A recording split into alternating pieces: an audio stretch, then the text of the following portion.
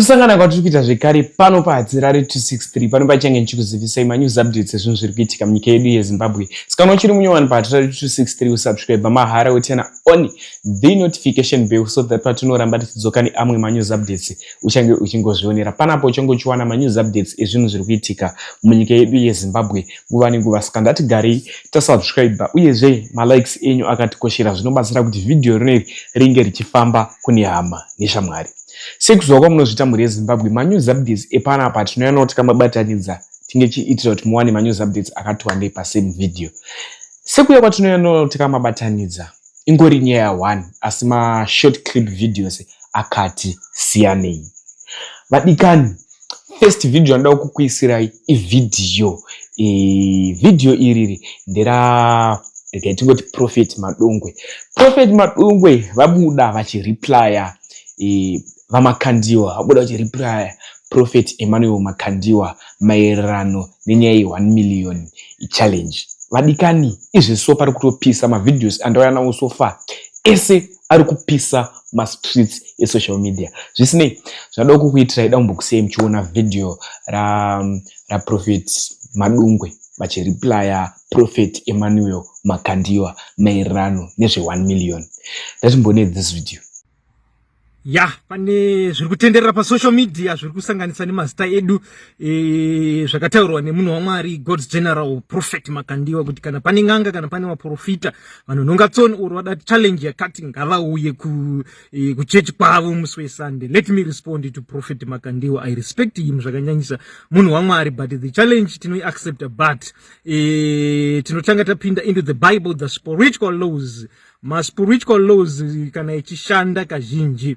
If you go to someone wa submit ukaenda kuparenyatwa wakushanda nemutemo yekuparenyatwa, saka kunzi uyai kuchechi kwangu kuti wava weUFI wamwana wesangano. That's why even mfundisi, we have one father in the house. Even pama families we have one father, anditi ka baba one. Ukaenda kwevamwe baba ausisiri baba wakutonoshandisa mutemo kana kuchinzi baba ndaunopewa yedhaka baba ipapo iwe watu wamuyenzi yanolonga yefather ipapo. Saka two mafathers. Saka according to the spiritual law hatikwanisi kuenda kuUFI because tato submit ku anointing ya even vanhu vainamatira na Jesu. Ana munhu Jesu waenda achinonamatira kudzimba dzake vaiuya vega. Jesu pangombochi ubvunza kuti uda ndikuitirei, anditi pani inonzi submission, ufa kusubmit wega face. Saka kuti ngoenda kuUFI ikoko wato submit yo kuti the anointing yako yatova pasi pavo, chereven yako iri pamusoro pavo kana yana zoda bata izvozvo. Saka Prophet Makandiwa ndikuwa invite inini kuchechi kwangu pa number 31A Nivana Road, Hatfield muHarare,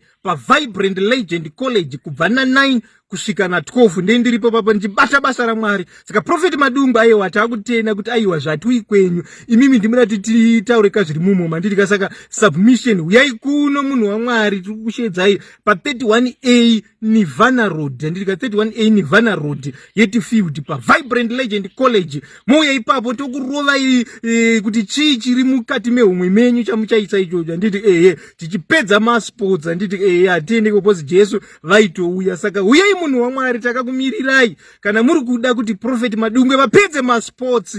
Uyai pa number 31A Nivana Road pa Hatfield apa, nditi pa Vibrant Legend College tipedze masports. So ina handisi Balamu yanoda mari yokuti akazonetsa pepe panonzi dhongi rakazotaura kuti ari rova achida kuenda for money. Saka ndikadaro ndinodzingwa basa by my boss. Saka I listen to the heavenly laws, my spiritual laws. Akwanzi kutendeutsa nganga uri pabhesi payo ndio inouya uri mako ndovada kuti tinonge tsone mumwe yavo. Saka ngavayo kuchechi kwedu kava achida kuti isusu tizvipedze. Yes, mari tokona kuida, but according to kangodari izvozvo ndakutonzi muprofita wenhema ndakuda mari kudarika basa raMwari, ma spiritual laws. Saka ndibvumidzi kuti ndiende ikoko, anditi ndo zvinotaura mweya wangu, the spiritual laws. Even I was in heaven recently, anditi Mwari vachititira zvakanaka. Saka tinotenda Prophet Makandiwa takakumirirai musi weSunday. Namba dzangu idzo rekandiise dzangu kavada kundibata Prophet papo vauye kuchechi kwangu, anditi +26377623156 +26377623156 ngavauye ipapo Prophet Makandiwa masports apedzewe tatenda. Next update ividhiyo remurume uyo anonzi Chifembero. Vadikani vanhu vari kutoona vatoenda ne1 million. Ndosaka ndashandisa title yaya yekuti 1 million yoenda nevanogona kufembera. So vachifembero vobuda mastreets social media vatoenda kuchechi yaProphet Emmanuel Makandiwa hanzi ndauya kuzoregister. Tikutoda challenge yachona, challenge taiaccepta. Challenge yaacceptwa naivo vatoiaccepta. Vatoona vakatora cash. So zvada kuitira ida kusei muchiona video ravo vachisvika pachechi yaProphet Emmanuel Makandiwa kuda kunoregister. Zuva risati rambosvika hanzi Sunday ndo pane mutambo uyoyo, but ivo votoenda kunoregister izvezvi. Let's end this video. Right, ndasvika pa UFI. Ari kunzi hanzi mita here. Hanzi anenge afembera achiri muhomwe, saka ndoda kuona gadhi wacho panapa. Ndikonfirme kuti ichokwadi here chikutaurwa navakandiwa. Kuti vari kuti hanzi anenge afembera chiri muhomwe mavo. Vanomupa 1 million. Makadi amai? Ndinofara hangu kana muchifarawo. Right, inini ndonzi vachifembero. Ndauya panapa pa UFI. Nechikonzero chekuti kune zviri kutaurwa pa social media. Minoti chokwadi. Hanzi vamakandiwa vari kutsvaga munhu anofembera chimuhomwe mavo musi weSunday. Hanzi vobva vamupa 1 million. Chokwadi kana kuti nyaya dziri kutaurwa. Ndapo pa UFI apa sangana. Hanzi musi weSunday. Ameno ndiri kutaura ndameno ndigadhere wandiri kutaura naye ndapo. Chokwadi kana ichitaura.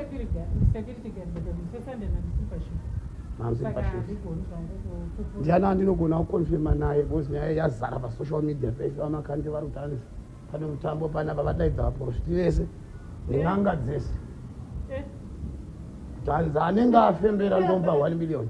Ndiani andinogona kutaura naye ane information. Imimi vana veUFI hamusi kuzviziva here? Oh, sorry. Saka ndiani andinogona kuona wanogona kundipa ruzivo. Ndatodhiraivha chokwadi kubva kuri stereki tanzwa nyaya iri kutaurwa paTikTok pese, paFacebook pese kuti hanzi ndomupa 1 million, hanzi ndichaisa chinhu muhomwe. Saka ndikuda anofembera. Vari kuti havanowo chavari kuzivawo panapa. Saka maofisi acho ari kupi? Hapana maofisi ere pano?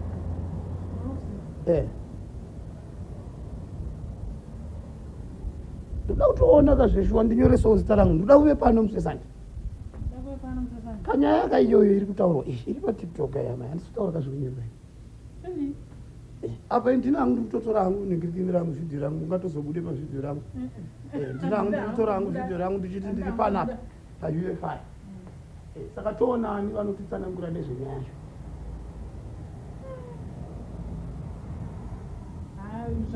Nhasi unozivhora nhasi. Hapana anokwanisa kutitsanangura. Because timbori magadi ari panapa. Saka totsvenuwo samwe tikaunzwa panapa. Hapana ngutoro baba. Kuti ndikatopupure kuti ndiye anopinda chechi. Hapana. Ima hampinde pano asi munoshosenza pano. Hatipinde pano asi munoshosenza pano. Alright, ndazvinzwa. Right, ndasvika pa UFI panapa hanzi hapana munhu.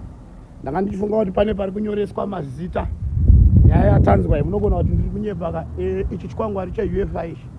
Ndanga ndichitotaurawo nasecurity guard anachitaura naye. Ndasvika ndapo kana makamera muri kuona. Ndasvika ndonzi Chifembero zita rangu. Iyi kamera yepa UFI pa main entrance ndopa ndakamira. Ndiri kuuda mutambo uyu ndaufarira. Next update ividhiyo raProphet Emmanuel Makandiwa. Vanga vachimboti chii? Prophet Emmanuel Makandiwa votipa madetails pekuregistera. Hanzi vese varida kuregister, pombonoka uregister uye kumutambo Cup Clash yechiprofita. So achawina ndiye achaenda ne1 million cash. 1 million cash kutonopfumaka ukoko. Saka zviri kunzi uyai. Iwe wakazvitarisa iwewe. Tese sevana veZimbabwe takazvitarisa. Ini ndiri prophet hatirari. Tomboti ndave prophet hatirari. Handichatauri news. Handichauyi nemakuhwa. Ndava prophet hatirari. Ndoenda ikoko. Mese muri kutoona mavideos izvezvi. Ndoenda ikoko kuri kuitwa mutambo uyu. Ndobva ndanotadza kufembera. Munoramba muchindi trust here kuti ndiri munhu waMwari kana zviva zvangovharana. So dakukusiyai muchiona video raimeno Makandiwa apo paanga achitaura kuti weisada kuregister, feel free kuregister. Namba naboisa pick ravo raProfet Emmanuel Makandiwa ndo pari kunzi ndo pari kuregistera vanhu. Much love. Same. It is good for us, it is good for our nation. So we are here tonight. We have some few housekeeping issues that I want us to attend to. Looking at the service that we had on Sunday, again, we had quite a number of things that needed to be addressed, and I did so. And given the outcome of the service that we had and the service that we are going to have again a few days from now, I realized that we need to be very, very, very organized in the way that we handle ourselves. Now, given the nature of the ministry that some of you are going to be visiting on Sunday, probably it is your first time. You have never been to our ministry. You have never had any fellowship of any sort with us, and you're coming to a completely strange and different place. You may want to be guided on how to attend so that your attendance can be proper. I'm saying this because we don't want to have a situation on a Monday where we have some of the people who might not have had an opportunity to make use of an opportunity that was offered on Sunday. Because the nature of our ministry, I can tell you this, already we have thousands of people that you can ask, and they have been coming to church, and they can tell you for weeks they haven't seen my face, unless if it's on a screen. I'm not talking of hundreds of people, we're talking of thousands of people outside. If I'm not to visit, if I'm not to go out, they keep coming, yet without seeing me live. So this is the situation that we have. So given the number, such a huge number, I'm not here to talk about numbers, I'm just trying to show you how difficult it might be for some of you to gain access and for us to even be aware that you have attended. We don't want to rob you of an opportunity that has been given to you, that is at your disposal. And then it could be a lifetime opportunity for some people out there, especially not just those that are coming to attend, but those that are coming to participate in what has been offered. So because of that, we require that you register. Our team is going to help you get registered. They're going to make it so easy and so simple, so brief and straightforward. So that from tonight, Wednesday, you start registering. We need your name, your proper name. I understand sometimes as prophets, maybe in different sectors or even as you know the way that you function. We end up getting different names that are not on our proper identification documents. It is important that you register using your proper name, and as you come on Sunday, you also bring your ID. This is going to help us remember there is money, there is payment involved in this. You are not going to be paying anything. You are not going to be losing anything. You just have to come, but you simply have to follow some few procedures. There is no place where you can be offered such an amount of money and there is no condition, there are no terms. It's impossible. We are doing this so that this should not be difficult for you. So the people that are coming to register, it's not everyone in attendance, but the people that are coming to be showcasing their God-given talent. If it's a God-given talent, you have the opportunity. If it is a devil-given talent, you still have the opportunity. So what we are not going to allow to happen, I want you to understand this, because we are a house, we are a home, and we've got our own way of doing things. The reason why I had to give people from Sunday to Sunday, it is so that you can do whatsoever you know to do best in order for you to acquire knowledge, to have access into privacy, until you get to know what is going to be concealed. I will state briefly why we needed to have this. It's not a game. It's not part of sports, and neither is it a joke. This is a very serious matter. And I'll try to elaborate on that again tonight. And the reason why we are coming in the middle of the week, Pastor, it is so that we bring clarity to some of these issues. Yeah. So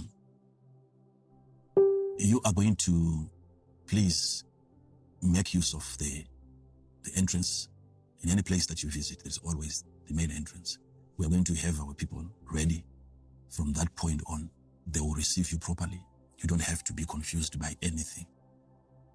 Obviously, you are going to be interacting with thousands of people, and you might end up getting lost. So you go straight to the main gate and you introduce yourself by name and your identity, and you let them know that you registered.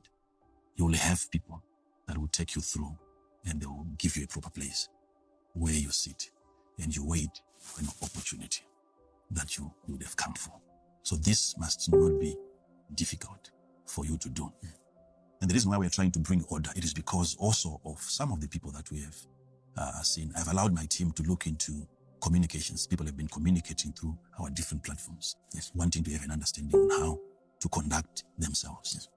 Some of the things that I can never allow people to do is, if you are to come and for you to just give me 3 names, it has to take you 5 hours. It has to take you 2 hours. It has to take you a whole entire process of ritual activities where you have to be probably loitering around our place, and you run up and down, and you're probably sprinkling blood that we don't even know where it came from on our place. We have people that are also uncomfortable with some of those practices. So what we urge you to do is to do all that before you come. When you come, it doesn't have to be a long process. Must simply name. I'll let you know when we get to that part. So it doesn't have, so don't come and then you say, they stopped me from doing this. They stopped me from doing this. They stopped me from doing this. You must simply deliver. You must let us know what is concealed. The process is, if you are spiritual enough and you hear, you've got your way of communicating, still, our place should not go through some form of abuse just in order for you to let me know of such a thing. So we are saying this before the day, lest you come and you say, they didn't give me an opportunity.